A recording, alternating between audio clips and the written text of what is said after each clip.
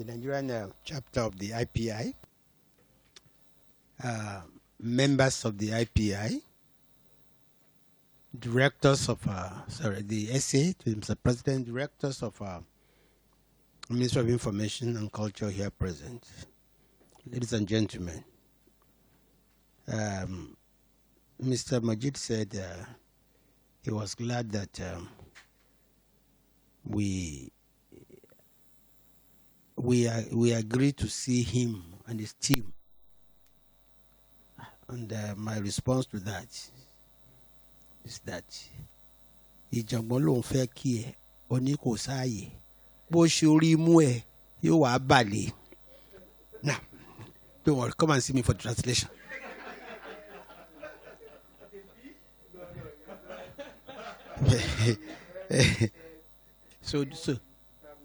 So do I have a choice than to allow you to come and see me? Please allow me to start off by congratulating the new executive members of the Nigerian chapter of the International Press Institute, IPI, led by its president, Mr. Muskiliu Majid. If I'm correct, Mr. Majid and his team were elected last December during a rank-or-free election. So you can see consensus started a long time ago.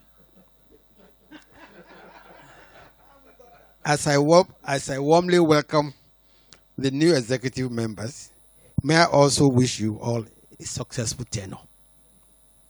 I can say without mincing words that I have had a good relationship with the IPI since assuming office as the Minister of Information and Culture in 2015.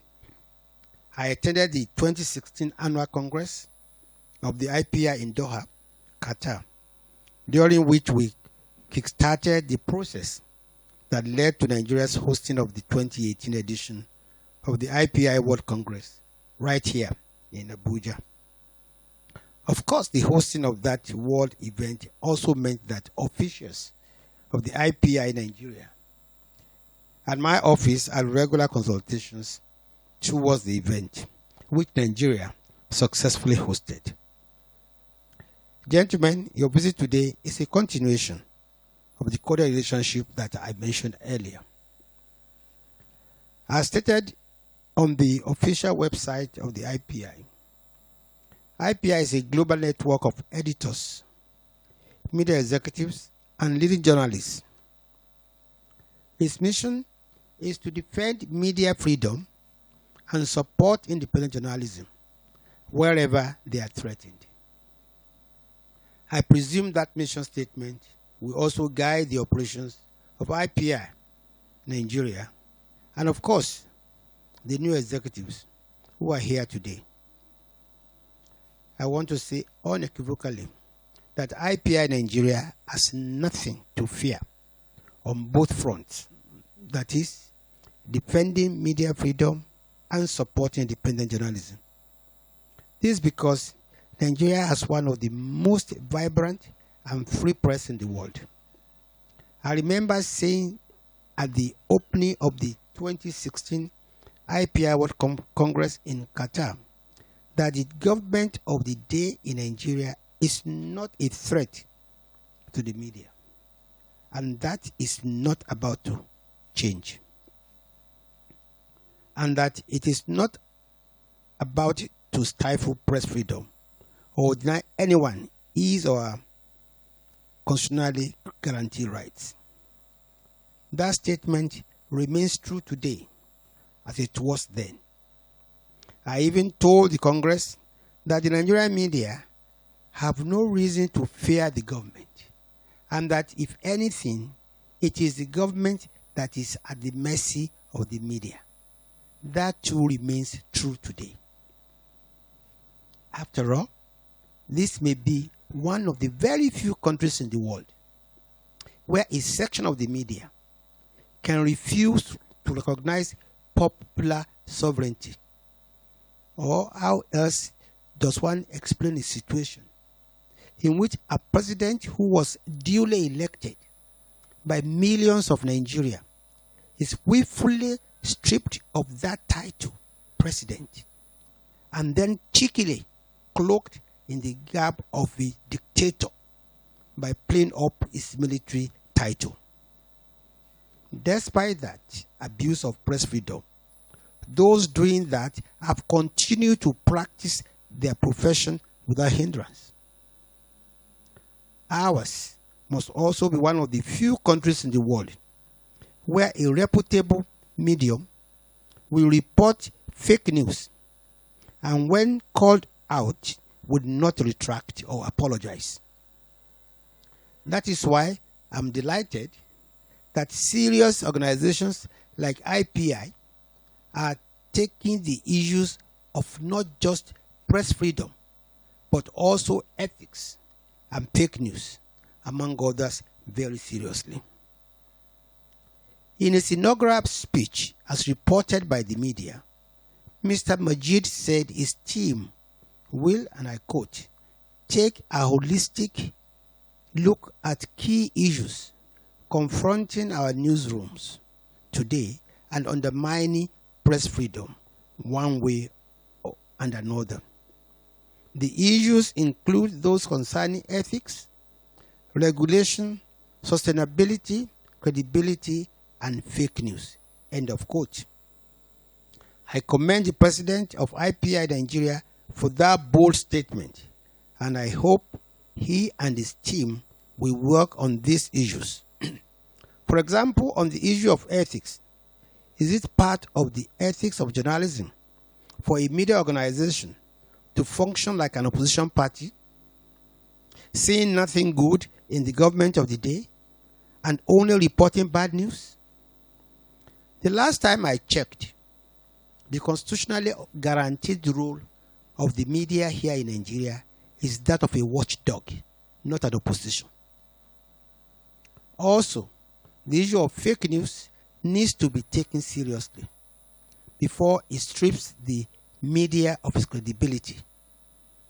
If people can no longer believe what they read, hear, or watch on the various media platforms, then we are all in trouble. This is why we launched the national campaign against fake news and misinformation in 2018. Before then, we devoted an entire National Council on Information in 2017 to the issues of fake news and misinformation. Yes, we have succeeded in bringing the problems to the front border of national discourse, but they have not abated.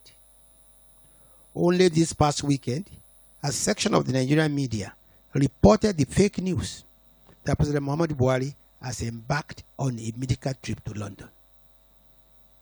Some people have misconstrued our effort to ensure a responsible use of social media as an attempt to tamper with press freedom or threaten independent journalism.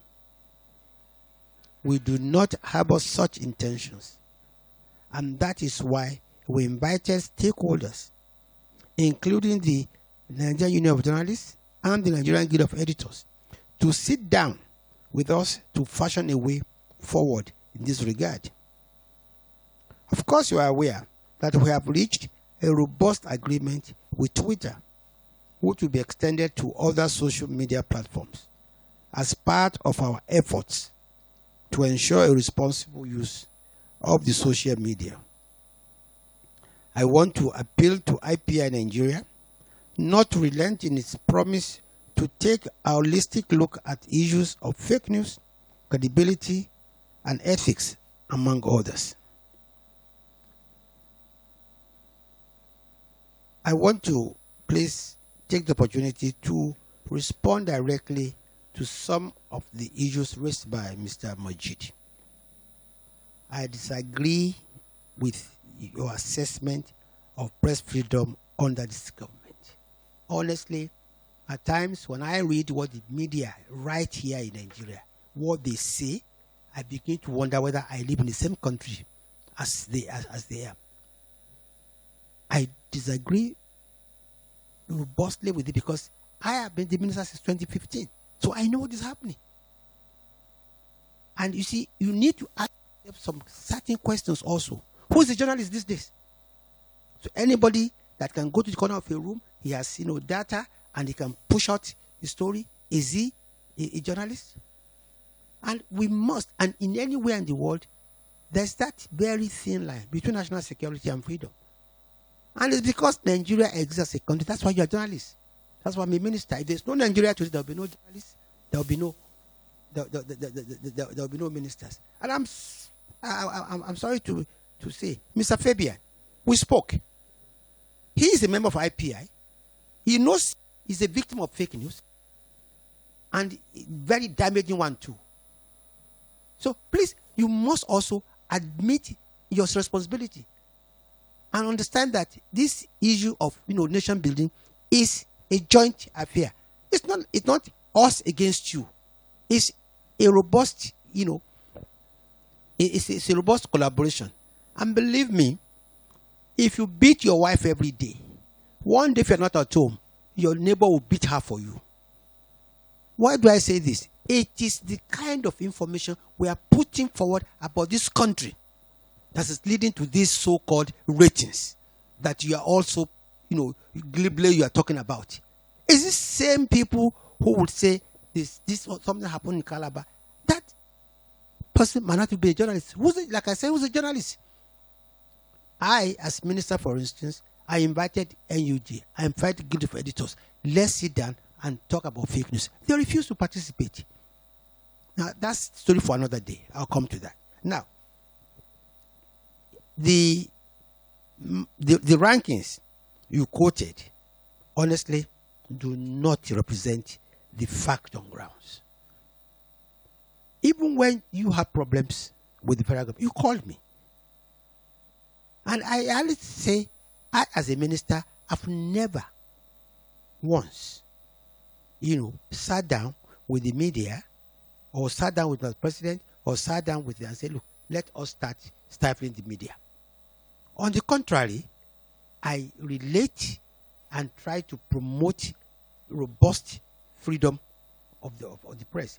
But when you sit there in a place, and like I said, somebody decides, a paper decides and says, look, a president was voted for by ministers of Nigeria, for whatever reason, they would start calling me a general.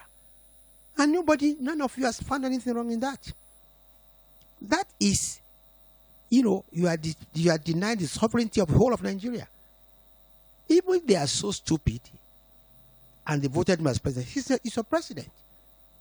And despite that, this administration has done nothing to hinder the operation of that, medium. So I think we should all be very careful when we bandy, figures about your own country.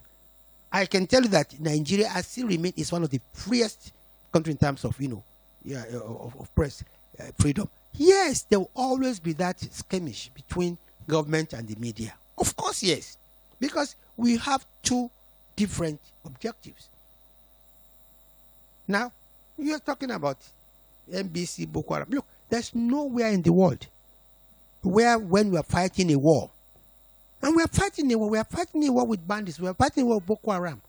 You're not supposed to glamorize the exploits of the bandits and of Boko Haram. You're supposed to balance your stories in a manner that you even give encouragement to the military. You don't like the soldiers, you don't like police. Try anarchy, and you see the difference.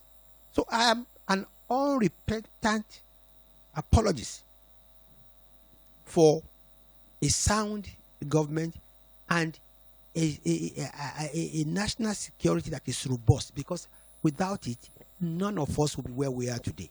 Then, you see, this administration, I can assure you,